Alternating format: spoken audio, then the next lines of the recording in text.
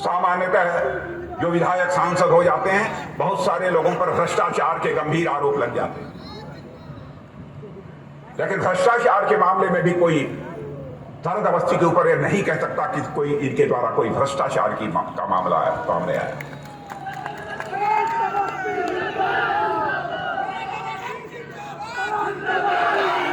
और भ्रष्टाचार मैं आपको याद दिलाना चाहता हूं, जब जब कांग्रेस की सरकार रही है, समाजवादी पार्टी की, बहुजन समाज पार्टी की सरकार रही है, मंत्रियों के ऊपर, सरकारों के ऊपर भ्रष्टाचार के आरोप लगे।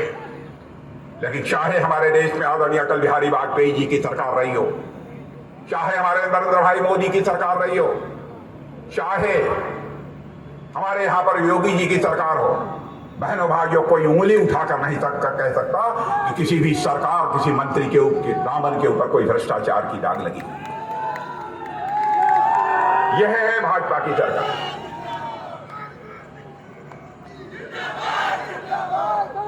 और भ्रष्टाचार, मैं तो आपको याद दिलाना चाहता हूं, राजीव गांधी जैसा प्रधानमंत्री, राजीव गांधी जी ने एक बार चिंता व्यक्त की।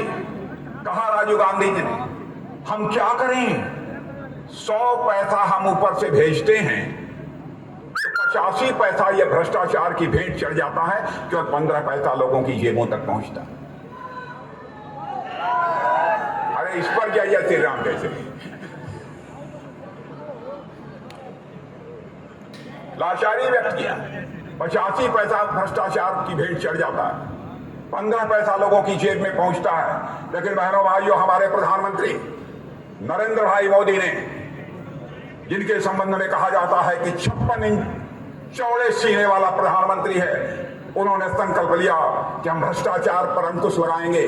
और आपने देखा कि आज यदि 100 पैसा ऊपर से चलता है तो 100 का 100 पैसा आपकी जेब में पहुंचता है। बहनों भाइयों, एक पैसा भी कटने नहीं पाता। और आपने देखा संसद में हमको बहुमत मिल गया बहनों भाइयों, तो डंके की चोट पर हम लोगों ने नागरिकता का कानून पास कर दिया। चाहे वह पाकिस्तान हो, अफगानिस्तान हो, बांग्लादेश हो, वहां से कोई अल्पसंख्यक यानी हिंदू, सिख, ईसाई, पारसी, यानी कोई बाहर भारत आता है और भारत की नागरिकता लेना चाहता है, तो हम उसे भारत की नागरिकता प्रदान करते हैं ताकि वह सम्मान की जिंदगी यहां पर जी सके। 1984 में हम लोगों ने कहा था हमारी सरकार बनेगी तो अयोध्या की धरती पर भव्य राम का मंदिर बनकर रहेगा। आज अपनी आंखों से अयोध्या की धरती पर बनते हुए भव्य राम के मंदिर का निर्माण हम देख रहे हैं।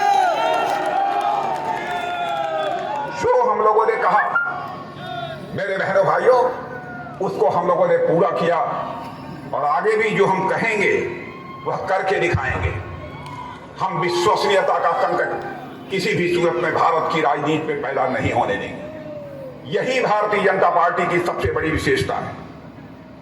जहां तक देश की आन बान शान का सवाल है, मेरे भाइयों, भारतीय जनता पार्टी की सरकार के रहते हुए दुनिया की कोई ताकत भारत के आन बान शान पर उंगली नहीं उठा सकती, अथवा दुनिया की बड़ी से बड़ी ताकत भारत की ओर आंख उठाकर देख नहीं सकती।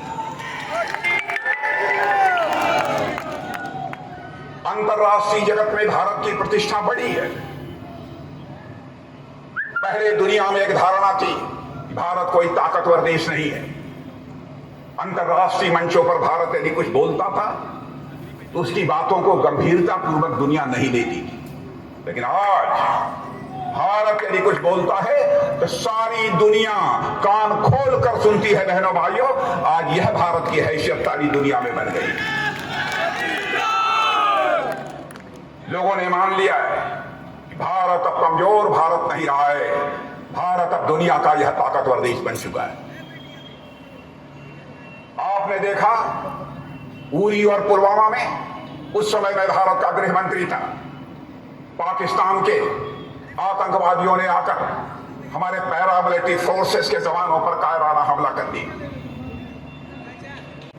वो लोग नकली समाजवादी हैं, सच्चे अर्थों में उस समाजवाद के रास्ते पर चलने वाले तो हम लोग हैं। हम समाजवादी भी हैं। राष्ट्र की स्वाभिमान पर दुनिया की कोई ताकत चोट करने की, पहुंचाने की कोशिश करेगी तो उसका मुंह तोड़ जवाब देने वाले हम राष्ट्रवादी भी हैं मेरे बहनों।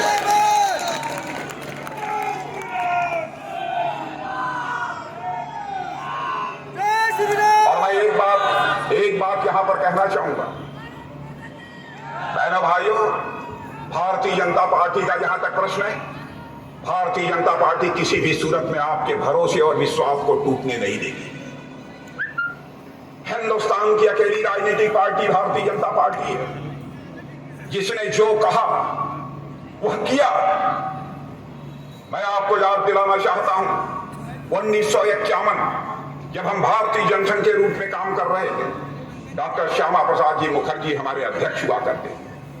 उस समय जब चुनाव हुआ, हम लोगों ने अपने घोषणा पत्र में लिखा कि जब कभी भारत की संसद में हमको बहुमत मिल जाएगा, धारा 370 जिसके तहत जम्मू कश्मीर को विशेष दर्जा प्राप्त है, चुटकी बजाकर हम धारा 370 को समाप्त करेंगे और जम्मू कश्मीर का भी वही दर्जा होगा जो हिंदुस्तान के अन्य राज्यों का दर्जा है। और करके हमने दिखाया। बहनों भाइयों, भारत का विभाजन होना नहीं चाहिए था। धर्म और मजहब के आधार पर विभाजन नहीं होना चाहिए था, लेकिन विभाजन हो गया। भारत और पाकिस्तान बन गया। ये बेटा बाद में जिंदाबाद लगा लेना, बाद में भारत और पाकिस्तान यह बन गए बहनों भाइयों। और पाकिस्तान में बहुत सारे हमारे हिंदू भाई, सिख भाई, ईसाई भाई, पारसी, यहूदी जो भारत के मूल निवासी थे बहनों भाइयों, उनका धार्मिक उत्पीड़न होता रहा।